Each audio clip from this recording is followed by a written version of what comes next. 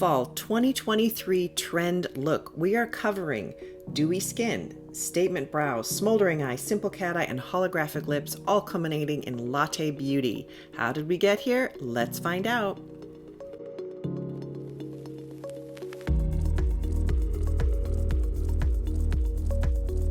We're starting off with a neck cream. This is the Max neck cream. It hydrates and firms. I use it every day. It does help keep my neck in good shape.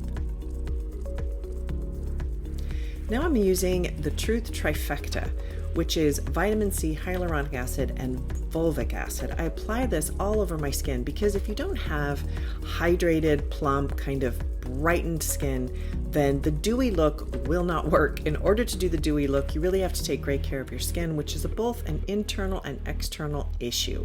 So taking omega-369s, drinking lots of water, that's how you get that skin. This is a primer. So primers do help with the dewy look as well. So this is a brightening primer by Jane Iredale. It also helps to keep your makeup on, which is awesome. I'm using a Ben Nye foundation here to go along with the dewy look. So this is a nice hydrating foundation. I think it covers, although I'm using a very sheer coverage with this. This is amazing concealer, also one of my very favorites. I only put it where I need it. This is very important. Many of us just want to smear a bunch of concealer around our eyes, when really what we need to do is tap it in like I'm doing in the video.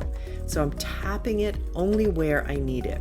So I put it over my lid to help with the discoloration, and I only put it around my eye area where I have discoloration. This takes a little bit more effort, but it's well worth the time and energy. I've got a lovely age spot there, as many of us do, so I just do a tap and roll with my finger to put a dense amount of concealer on that. This is the dewy look with nothing else, just foundation, and you can see my skin is very shiny and dewy looking and not overly made up. I'm going to put a little bit of powder on top. This is Ben Nye powder, very sheer powder, nothing heavy. The dewy skin look means you have to go very sheer. All right, now I'm going to toss a little bit of contour on. So you want the dewy look, which means you're not using a lot of very heavy bronzers and contours. So this is just a shading, just to add a little bit of depth to my face. I think sometimes this can really help. If you have very thin face, I would say don't do this, but just a little bit could be really nice just to warm up your skin, especially if you have a high forehead like I do, and also to shape your chin a bit. And there you can see that look. Okay, statement brows is look number 2. So I'm showing the shape and where I get the shape, how I figure the shape out, and then I take a brow pencil and I go with the shape and the growth of the hair so that it looks very natural. I don't just draw a line, I actually go along with the natural hairs, and then I'm sure to shape that bottom edge there so that it looks very natural but filled in. I mainly focus on the outer part of my eyebrow, not the inner part, and that's how you keep it looking very natural and getting that lovely lift. Now I'm brushing it up just to blend it all together rather than using your finger, which can sometimes sort of wipe it off. So this way I'm just blending in that pencil line a little bit so it doesn't look quite so liney. This is a brow gel. You can use colored brow gels, you can use clear. This is a clear gel I happen to have. I would say this really helps if you're going for this look because we want a little bit of a messy brow look. Now, look number 3, smoldering eye. I'm using a palette by Jane Iredale, and I'm doing one of the colors all over my lid. So I just used the 217 brush and I put it all over, sort of a wash all over the lid. So we're starting with a little bit darker than my natural skin color. You can go 2 or 3 shades darker if you feel like it. I'm just going about 1 to 2 shades darker, just putting it all over my lid. The next step is to use a waterproof liner because we are going to go in the waterline here. So I'm using it just in my waterline, and then I'm going to use it as a liner on top. So this is a warm brown because we're doing the latte look, which is just a lot of very neutrals and browns.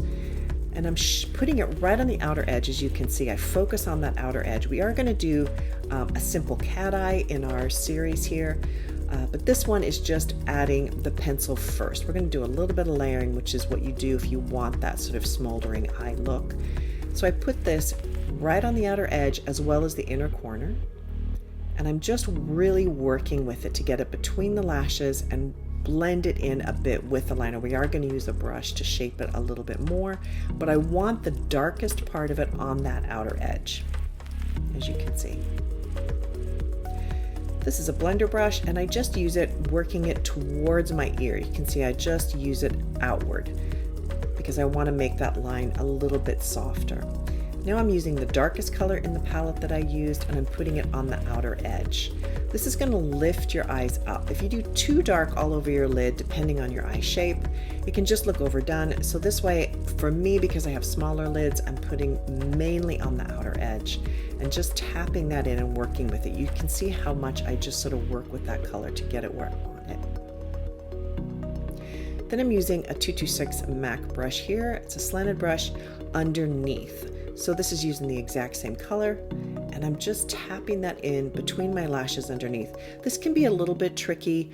If you have a lot of dark circles, I would avoid this step. It can sometimes pull your eye down. It's one of the biggest mistakes I see with older women, is they don't understand how much underneath your eye can pull your eye down. I use that same color on top, so I'm just continuing to work with those colors to really make my eye look very smoldering.